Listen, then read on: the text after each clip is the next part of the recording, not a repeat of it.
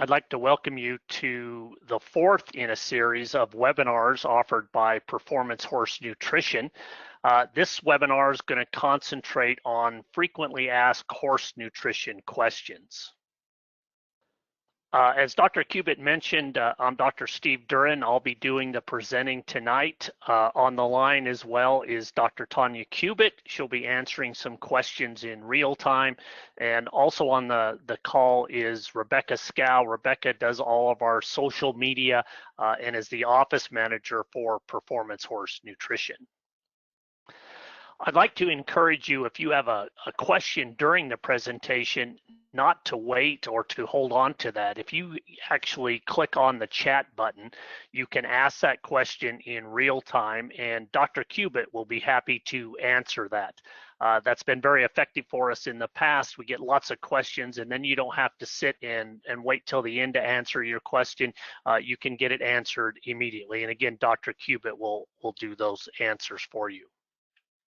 So what I'd like to do tonight is talk about frequently asked horse nutrition questions. And as a PhD equine nutritionist, I've done countless seminars for our team members around the United States, Canada, and internationally as well. And when we do these seminars, we always get horse people with some very, very good questions. And so what I'd like to do is take some of the most frequently asked questions and pose those to you, and then to provide you with an answer so that you have an answer to a question that maybe many other horse owners have had in the past. So we'll start with the first question, and I'll always remember this because I was just out of graduate school when I got this question. The question was, I feed my horse corn oil to prevent impaction colic. Will this work? And the site of the presentation was in Louisiana, so there was a heavy Southern accent, and he further clarified that he wanted to feed the corn oil to, doc, to kind of grease the chute. And once I started laughing, then I could come up with an answer. So to answer that, will oil prevent impaction? Well, vegetable oil is digested in the small intestine. It's over 90% digestible, and it's digested and absorbed in the small intestine. Most of the digestive upset or the impaction colic occurs in the hindgut or the large intestine. So oils like corn oil, soybean oil, canola oil, the vegetable oils are gone before they ever get to that problem area of the large intestine. So vegetable oils are not lubricating unless you simply feed too much in the diet at one time and the horse hasn't geared his digestion to absorbing that yet. So what this client was actually doing, he had mistaken that all oil was the same, and his veterinarian apparently had been out to treat a colic and had given his horse mineral oil to treat that impaction. Well, mineral oil is a non-digestible oil, so it will actually have a lubricating effect. But the oils that we feed our horses, the vegetable oils, soybean oil, canola oil, those sorts of oils will not have any lubrication effect. Another common question is, can too much protein make my horse crazy or hot? And again, lots of people worry about the protein content of the diet and it having some negative effect on the behavior of the horse. So when we look at this, if you feed excess protein, and by excess protein, I mean an amount of protein that can't be utilized by the body to build muscle tissue, to regenerate muscle, to build bone or regenerate bone, that excess protein actually gets broken down into amino acids. Those amino acids can be utilized for energy production, but unfortunately, they're very inefficient. In other words, they don't get much energy or don't generate much energy from the breakdown of those amino acids. So, will protein affect behavior? It will not. It will not change behavior. Further on the protein, a kind of follow-up comment that I would like to make is many people look at a hay analysis or they look at a feed tag and they look at the percent protein on the tag, and they sometimes get worried if the percent protein is very high.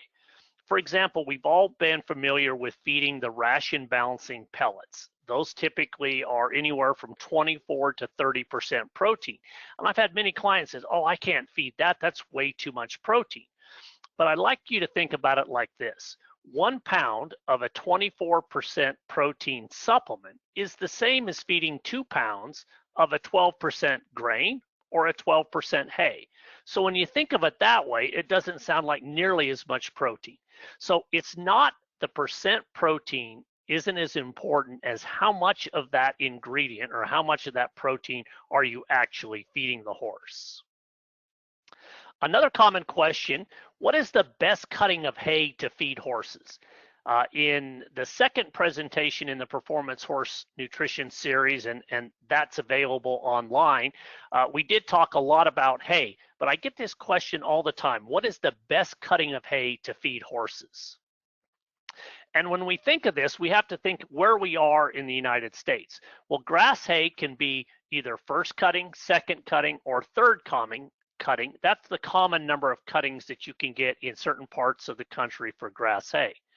Alfalfa hay, on the other hand, can be first cutting, and it can be clear up to 8th cutting if you're in an area where the climate is ideal for growth of alfalfa hay. The take-home message is it's not the cutting of hay, but instead the height of the plant or the maturity of the plant at the time of cutting. So if you will, when grass plants go from the size that is on your lawn to a normal size that's in pasture, to the size when it's ready to be cut as hay, to the size when it should have been cut for hay, but it was wet weather and you had to wait 2 weeks before you could cut it, to finally the height of a tree. As that plant increases in height or increases in maturity, its digestive or nutritive value declines. So the taller or more mature a hay is, the lower the nutrient content. So it's not cutting at all, it's stage of maturity or how tall the plant was at the time it was harvested. Another common question we get, do pellets cause horses to choke? To answer this, choke is an obstruction in the esophagus, and that obstruction is caused by feeding behavior, not the physical form of the feed. So not whether it's a pellet or a cube or a textured feed or long stem hay or fresh grass, that's not the culprit. The culprit is feeding behavior.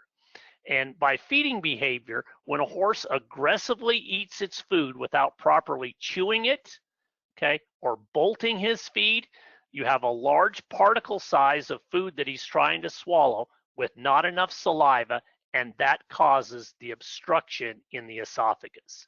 So that being said, horses can choke on fresh grass, they can choke on hay, they can choke on pellets, cubes, treats, or even textured feed.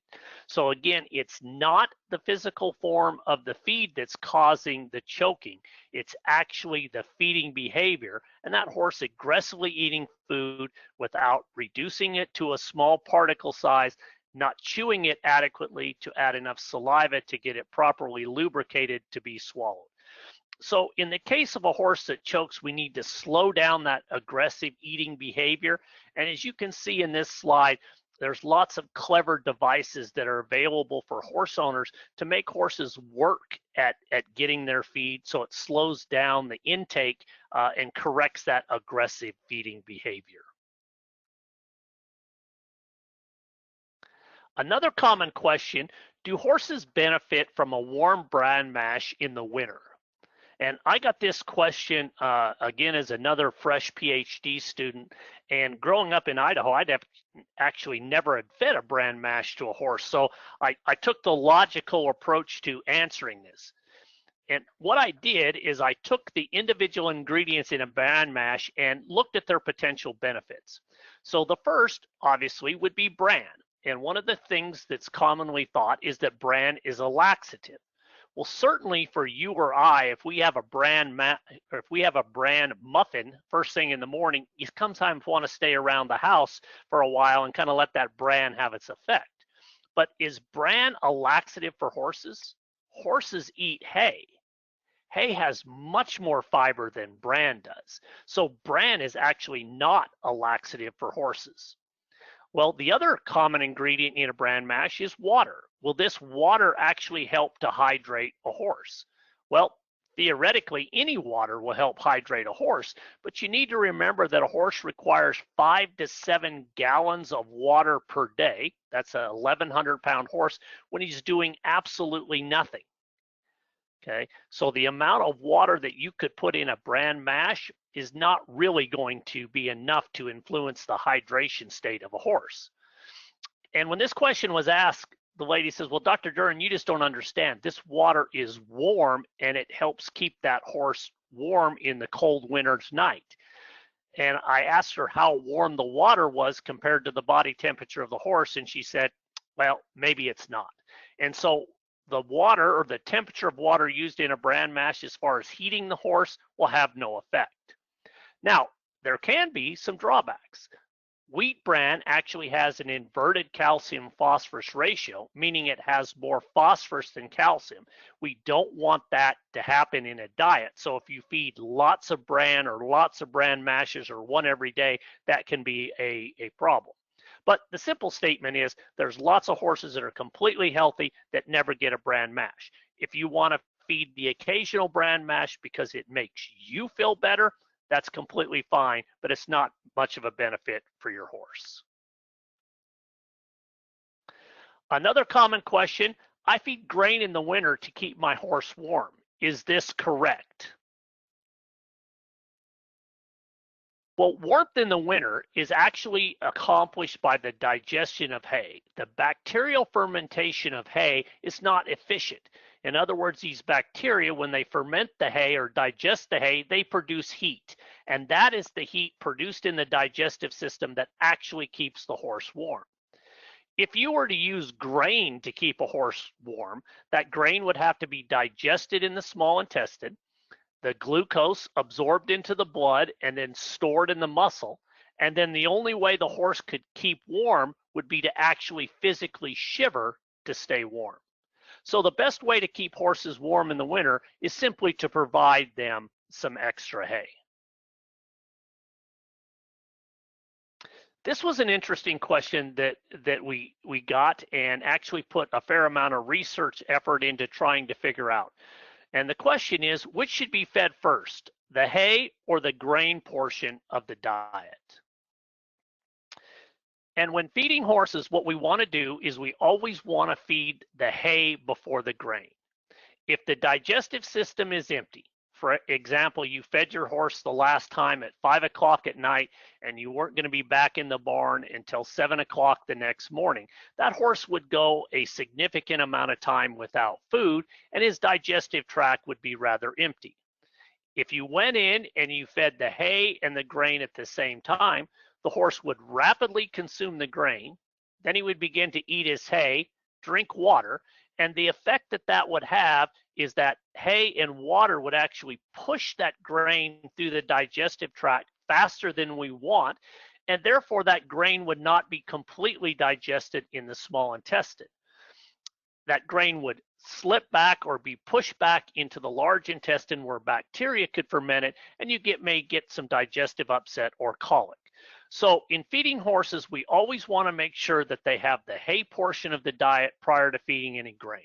If horses have free choice access to hay, in other words, hay is in front of them all the time, then we can feed the grain at our normal scheduled time without having to add more hay to the diet. As we head into the summer, one of the questions we get is, how much water does my horse require per day? And this can be answered.